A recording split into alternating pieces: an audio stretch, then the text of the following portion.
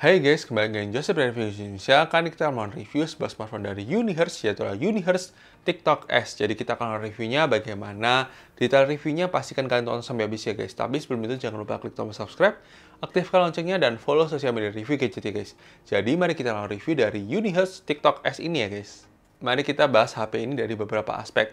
Aspek pertama yang kita bahas dari sisi performance-nya, di mana performance HP ini menggunakan Dimensity 700 yang itu oke banget buat penggunaan sehari-hari dan kita tidak ada masalah. Mau kalian pakai buat gaming juga oke, mau kalian pakai buat sosial media juga oke, dan kita uji coba 2 game saja, ada game Mobile Legends dan game Genshin Impact. Kalian bisa lihat untuk gameplaynya, untuk game Mobile Legends, settingnya, level playable-nya, durasinya, dan baterainya semuanya di layar kalian. Kalian bisa lihat untuk gamenya itu lancar banget. Kemudian kita juga uji coba menggunakan game Genshin Impact. Kalian juga bisa lihat settingnya, level playable-nya, durasi, dan baterainya. Di layar kalian tuh semua lancar banget ya guys. Termasuk oke meskipun Genshin memang tidak stabil ya guys. Tapi ya kita masih bisa maklumin untuk HP dengan prosesor Dimensity 700 ya guys. Dan overall kita tidak ada komplain secara performance. Cuma memang untuk harga 5 jutaan, kalau misalnya kita kursen ke Indonesia untuk nilai HP ini dan pajaknya, ya itu agak lumayan apa ya guys, kalau misalkan incar performance masih banyak alternatif di harga 5 jutaan yang lebih menarik. Tapi untuk HP unik, ini adalah HP yang punya performance yang cukup menarik ya guys. Dan untuk benchmarknya seperti apa, kita juga uji coba menggunakan Geekbench. Kalian juga bisa lihat skornya, baik single core maupun multi core-nya. Kemudian kita uji coba juga menggunakan 3D Mark, kalian juga bisa lihat skornya di layar kalian. Kemudian kita uji coba juga menggunakan PC Mark, kalian juga bisa lihat skornya di layar kalian. Overall, secara performance kita tidak komplain ya guys. Kemudian aspek berikutnya yang akan kita bahas dari sisi kamera dari HP ini, di mana kualitas kamera dari HP ini termasuk oke saja ya guys.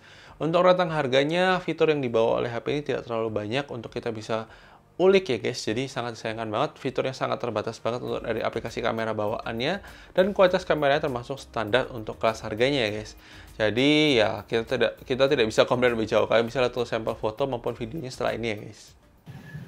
Oke guys, kali ini kita menguji coba kamera depan dari HP Unihertz TikTok S. Jadi kurang lebih seperti ini untuk kualitas kamera depannya.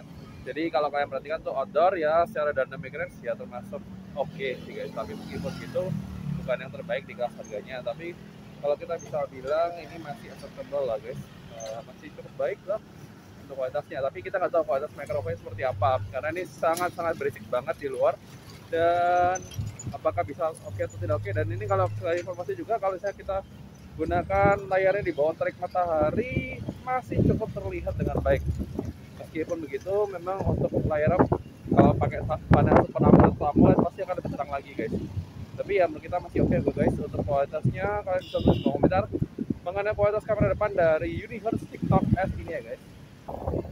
Oke guys, kali ini kita menguji coba kamera belakang dari Unihertz TikTok S ini. Kalau misalnya kita gunakan buat perekaman, kurang lebih seperti ini untuk kualitas kamera belakangnya. Kalau misalnya kita gunakan buat vlogging, jadi kalau misalnya kalian buat gerakan seperti ini, menurut kalian gimana? Apakah oke atau tidak oke? Silahkan tulis komentar mengenai kualitas kamera belakang dari Unihertz TikTok S ini. Menurut kita secara dynamic range termasuk bagus, meskipun memang ini memang dalam kondisi cahaya yang sangat terang banget, sangat ideal banget untuk syuting ya guys. Tapi silakan tulis komentar mengenai kualitas kamera belakangnya, dan ini nggak ada OIS-nya ya guys untuk kamera belakangnya. Tapi silakan tulis komentar untuk kualitas kamera belakang dari Unihertz TikTok S ini ya guys.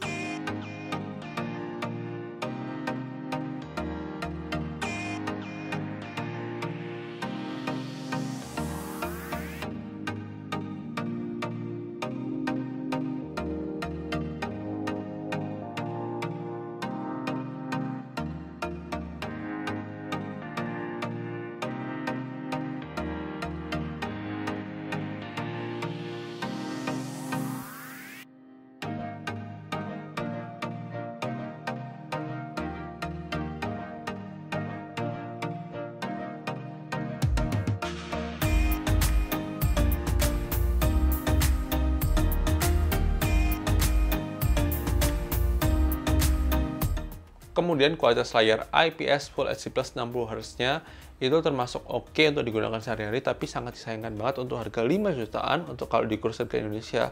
Itu refresh rate-nya sangat sayang banget, tidak 90Hz atau tidak 120Hz sekalian ya guys.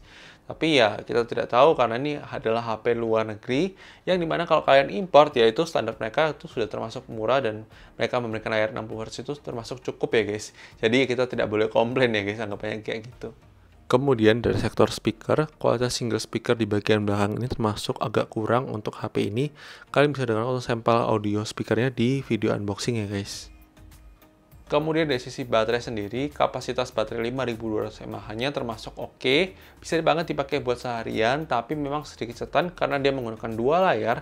Memang kalau intensitas kalian aktifkan terlalu sering untuk yang layar belakangnya, itu akan membuat baterainya lebih boros, baterainya habis ya guys. Itu yang perlu kalian ketahui soal baterai life dari HP ini ya guys. Kemudian HP ini juga sudah support fast charging 33 watt yang butuh waktu 1 jam 30 menit untuk full charge ya guys, dari sekitar 19% ke 100%. Jadi kurang lebih seperti itu yang kalian ketahui untuk waktu charging dari HP Unihertz TikTok S ini ya guys. Kemudian HP ini juga sudah dilengkapi dengan berbagai fitur di mana sudah ada fingerprint scanner, kemudian ada face unlock, kemudian sudah ada NFC, kemudian juga sudah 5G ready ya guys. Jadi sudah aman banget untuk kalian mau pakai jangka panjang ya guys. Kemudian fitur yang menarik di HP ini ada dua, yaitu ada tambahan custom key yang bisa kalian customize untuk key-nya. Kemudian ada juga layar tambahan ini yang bisa kalian pakai untuk menampilkan jam atau misalnya menggunakan kamera dari layar belakang ini meskipun hanya untuk foto saja ya guys. Kemudian dari sisi build quality dan desainnya termasuk unik banget dan build quality-nya termasuk solid banget. Jadi untuk kalian pegang ini benar-benar terasa solid dan tebal dan oke banget buat kalian yang cocok buat kalian yang ke lapangan ya guys. Dan ini bagus banget ya guys. Hal-hal penting yang perlu kalian ketahui ketika ambil di HP ini, dimana hal pertama adalah ini adalah HP import. Dimana HP import berarti kalian harus siap bayar bea cukai. Kalau kita kemarin kenanya sekitar 900.000 untuk pajaknya. Jadi kalau misalnya kalian beli HP ini ya siapin uang kurang lebih 900 sampai 1 jutaan tergantung nanti penilaian dari bea cukainya. Jadi kurang lebih seperti itu yang kalian perlu ketahui. Kenapa perlu bayar pajak? Karena masalah IMEI untuk pendaftaran sinyalnya ya guys. Kemudian HP ini juga tidak support virtual background zoom. Jadi kalau misalnya kalian berharap menggunakan aplikasi zoom support virtual background, tidak support ya guys. Kemudian HP ini masih ada aplikasi FM radio ya guys. Kemudian HP ini cuma punya dual SIM card tanpa adanya slot microSD ya guys. Kemudian untuk software sendiri masih menggunakan Android 12 yang kita tidak tahu untuk jaminan update software ke depannya. Itu perlu kalian ketahui ketika kalian beli HP ini. Tapi yang menarik di sini adalah software dari HP ini termasuk enteng banget karena dia menggunakan Android Pure yang tampilan Android Pure dan tanpa bloatware, tanpa iklan ya guys. Jadi itu yang perlu kalian ketahui ketika kalian beli HP Unihertz TikTok S ini ya guys. Itu dia tadi adalah review dari HP Unihertz TikTok S ini. Menurut kita ini adalah HP yang layak untuk dibeli. Tapi memang untuk harga 5 jutaan masih banyak banget HP yang lebih menarik daripada HP ini. Tapi kalau misalnya kalian mau unik HP-nya unik dan kalian tidak mau dikembali oleh orang lain, mungkin ini Unihertz TikTok S ini adalah pilihan kalian yang kasih harga 5 jutaan. Tapi sekali lagi, ini adalah pendapat review gadget. Mungkin bisa berbeda dengan pendapat kalian, tidak masalah. Silahkan terus bawah komentar. Dan jangan lupa like video kalau suka, dislike aja kalau suka, dan sampai ketemu di video selanjutnya guys. Oke guys, bye-bye.